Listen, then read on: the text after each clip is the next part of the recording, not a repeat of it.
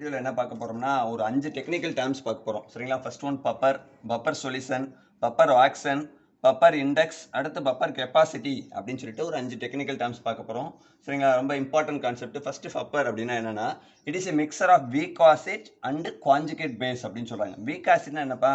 Acetic acid. சரிங்களாப்பா? உங்களுக்கு தெரியும் அசிட்டிக் ஆசிட் அப்படின்றது எக்ஸாம்பிள் ஃபார் வீக் ஆசிட். ஏன் இதை வீக் ஆசிட் அப்படின்னு சொல்றாங்க அப்படின்னு சொன்னா, இதுல அக்வோ சொல்யூஷனா இருக்கும்போது வாட்டர் ஆட் பண்ணும்போது இது பார்சியலா டிசோசியேட் ஆகும். பார்சியல்னா ரொம்ப ஸ்லோவா தான் H பிளஸ் அயன்ஸை கொடுக்கும். உங்களுக்கு தெரியும் ஆசிட்னா என்னத்தை கொடுக்கணும்? H பிளஸ் அயன்ஸை கொடுக்கும். அது ரொம்ப ஸ்லோவா கொடுக்கறதுனால இதுக்கு பேர் என்னது? Weak acid. And it is conjugate base. And it is conjugate பேஸ்னா இதுக்கு என்ன டிஃபரன்ஸ் அப்படின்னு சொன்னீங்கன்னா, இங்க உள்ள ஹைட்ரஜன் இங்க வராது. ஒரே ஒரு ஹைட்ரஜன் தான் வீக் ஆசிட்டுக்கும் அதோட கான்ஜுகேட் பேஸ்க்கும் டிஃபரன்ஸ் அப்படின்னு சொல்றாங்க. அப்ப இந்த இடத்துல என்ன மட்டும் வந்திருக்கும்? H மட்டும் வராம இருக்கும். இங்க H இருக்கு, இங்க H இல்லாம இருக்கு. சரிங்களா? இதான் என்னது? Mixture of weak acid and conjugate base அப்படின்னு சொல்றாங்க. நெக்ஸ்ட் ஒன் பாத்தீங்க அப்படின்னு சொன்னீங்கன்னா, அல்லது என்ன சொல்றாங்க? Weak base and conjugate acid. சரிங்களா? வீக் பேஸ்னா என்னப்பா உங்களுக்கு? வீக் பேஸ்னா அமோனியம் ஹைட்ராக்சைடு அப்படின்றது என்னது? வீக் பேஸ் அப்படின்னு சொல்றாங்க. இந்த அமோனியம் ஹைட்ராக்சைடோட நீங்க என்ன சேர்த்துக்கணும்? ஒரே ஒரு OH இல்லாம இருந்ததுன்னா அதுக்கு பேர் கான்ஜுகேட் ஆசிட். அப்ப இந்த இடத்துல OH இல்லாம போயிடும். NH4 பிளஸ் மட்டும் வரும். சரிங்களா? இது பேர் என்னது? Weak base conjugate acid. Weak base conjugate acid. இந்த மிக்சருக்கு பேர் தான் என்ன சொல்றாங்க? பப்பர் அப்படின்னு சொல்றாங்க. இப்ப பப்பர் சொல்யூஷன் அப்படின்னா என்னன்னு பார்க்க போறோம். Do not change in it is pH. சரிங்களா? pH வேல்யூ மாறாத சொல்யூஷனுக்கு பேரு பப்பர் சொல்யூஷன். சரிங்களா? என்னப்பா? Do not change in it is pH. அதோட pH வேல்யூ என்னவோ அதே தான் இருக்கும். எப்ப? Even addition of small amount of acid or base. சரிங்களா? அதாவது இந்த மிக்சர்ல நீங்க போயிட்டு இந்த மிக்சர்லயோ அல்லது இந்த மிக்சர்லயோ, சரிங்களா, அடிஷன் ஆஃப் என்னது? ஸ்மால் அமௌண்ட் ஆஃப் ஆசிட்டையோ இல்லைன்னா என்னது? பேஸையோ ஆட் பண்ணாலும், சரிங்களா, small amount of acid or base add பண்ணாலும் இந்த மிக்சரோட, சரிங்களா, அந்த வீக் பேஸ் கான்ஜுகேட் ஆசிட் அந்த மிக்சரோட pH வேல்யூ மாறாம இருந்தது அப்படின்னு சொன்னீங்கன்னா அதுக்கு பேர் என்ன சொல்றாங்க? பப்பர் சொல்யூஷன் அப்படின்னு சொல்றாங்க. சரிங்களா? சரிங்களா? Small amount of acid or base add பண்ண பின்னாடியும் அதோட pH வேல்யூல எந்த சேஞ்சும் இல்லாத சொல்யூஷனுக்கு பேரு பப்பர் சொல்யூஷன் அப்படின்னு சொல்றாங்க. சரிங்களா? சரியா? இதை எக்ஸ்பிளைன் பண்றதுக்கு பேர் தான் என்னது? Buffer action. இந்த பப்பர் சொல்யூஷன் அப்படின்றத உங்களுக்கு எக்ஸ்பிளைன் பண்ணி சொல்றதுக்கு பேர் தான் என்னது? பப்பர் ஆக்சன் அப்படின்னு சொல்றாங்க. To neutralize the effect of added acid or base. சரிங்களா? இந்த பப்பர் ஆக்சன் அப்படின்னா ஒன்றும் கிடையாது.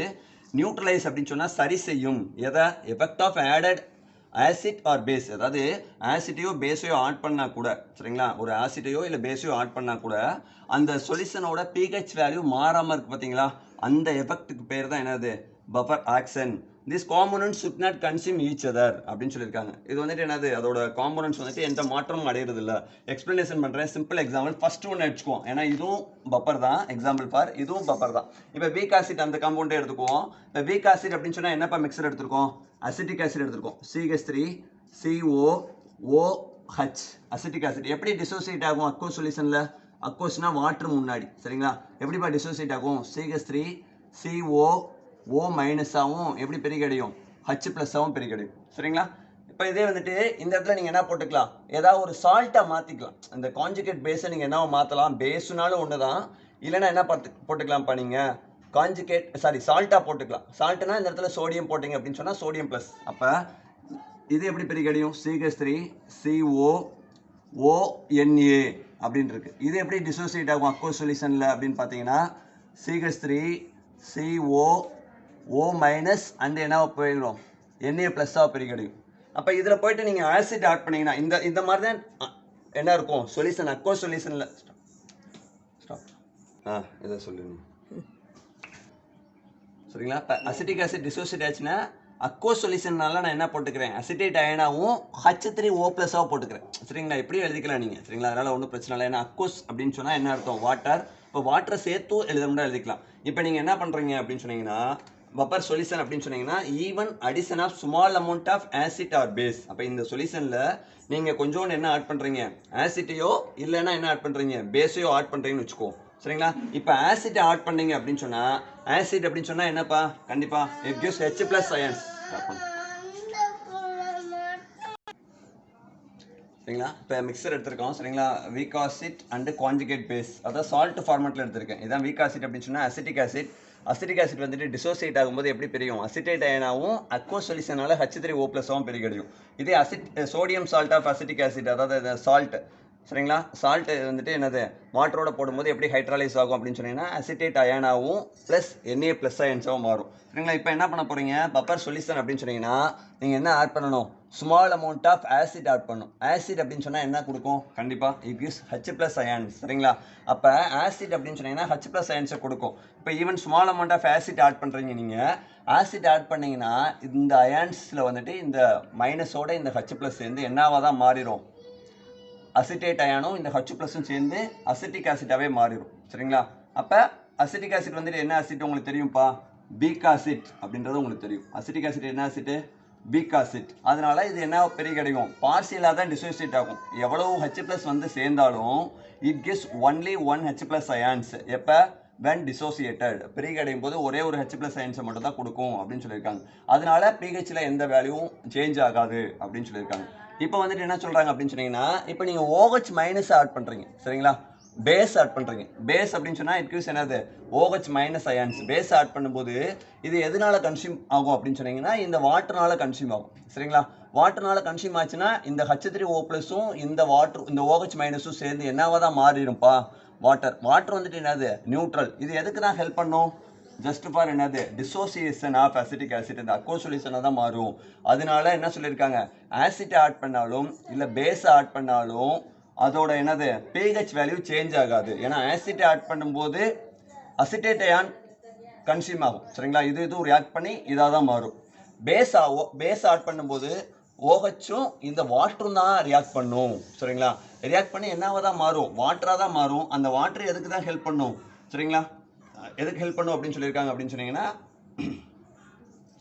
அசிட்டேட் அயன் டிசோசியனுக்கு தான் ஹெல்ப் பண்ணும் அப்படின்னு சொல்லியிருக்காங்க. இதுக்கு பேர் தான் என்னப்பா, பப்பர் ஆக்சன் அப்படின்னு சொல்லியிருக்காங்க. அதனால பப்பர் ஆக்சன் அப்படின்னு சொன்னீங்கன்னா small amount of acid or small amount of base add பண்ணும்போது அதோட pH வேல்யூ சேஞ்ச் ஆகாது. ஏன்னா இது நியூட்ரலைஸ் ஆகும் அப்படின்னு சொல்லி கான்செப்ட் முடிச்சிருக்காங்க. ஃபோர்த் டேம் என்ன பார்க்க போறோம்னா buffer index or buffer capacity. சரிங்களா. பப்பர் இண்டெக்ஸ் அப்படின்னு சொன்னீங்கன்னா இந்த பப்பரிங் எபிலிட்டி ஆஃப், சரிங்களா, buffering ability can be measured in terms of buffer index அப்படின்னு சொல்றாங்க. அதாவது அதோட திறனை கணக்கிடுறதுக்கு பிறகு என்ன சொல்றாங்க, பப்பர் இண்டெக்ஸ். இதை யார் கண்டுபிடிச்சாங்க, சரிங்களா, பான்ஸ்லேக் அப்படின்ற சயின்டிஸ்ட் இந்த பப்பர் இண்டெக்ஸ் அப்படின்றத கண்டுபிடிச்சிருக்காங்க. அதாவது வேற ஒன்றும் இல்லைப்பா, பப்பர் இண்டெக்ஸ்னா quantitative measure of buffer capacity. Quantitative அப்படின்னு சொன்னா ஒரு அளவீடு. சரிங்களா. அதை அந்த ரேஷியோ, அந்த அளவு எவ்வளவு அப்படின்னு சொல்லி கால்குலேட் பண்றதுக்கு பிறகு என்ன சொல்றாங்க, பப்பர் இண்டெக்ஸ் அப்படின்னு சொல்றாங்க. சரிங்களா. அடுத்து என்ன சொல்லியிருக்காங்க, பப்பர் கெப்பாசிட்டி. அந்த பப்பர் கெப்பாசிட்டின்னு என்னது, the number of gram equivalent of acid or base. சரிங்களா. கிராம் ஈக்குவலன்ட்னா உங்களுக்கு தெரியும். சரிங்களா.